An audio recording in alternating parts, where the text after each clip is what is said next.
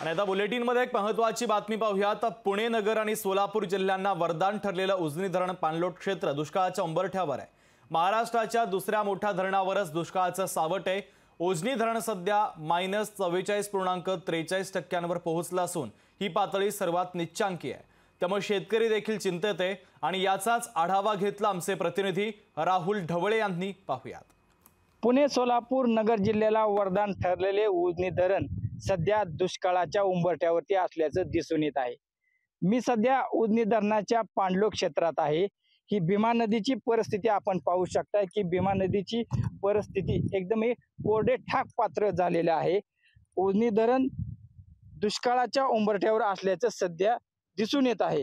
भीमा नदीच्या पात्रात बांधण्यात आलेले उजनी धरण हे राज्यातील सर्वात मोठ्या धरणांपैकी दुसऱ्या क्रमांकाचे धरण आहे। या धरणाची पाणी साठवण क्षमता 111% भरल्यानंतर 123 टीएमसी पाणी साठा होतो।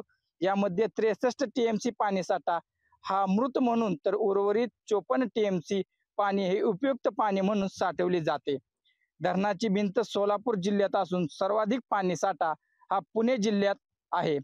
सध्या उजनी धरण -44.43% वरती येऊन पोहोचलेले आहे। त्यामुळे या ठिकाणी असलेल्या शेतकऱ्यांवरती खूप मोठे संकट आलेले असून उजनी धरण हे सध्या दुष्काळाच्या उंबरठ्यावरती असल्याचं चित्र आहे। कॅमेरामन सुहास सुपेकर सह मी राहुल ढवळे, लोकशाही मराठी, उजनी। पुन्हा लोकशाही मराठी ऐका, पहा, जागरूक रहा।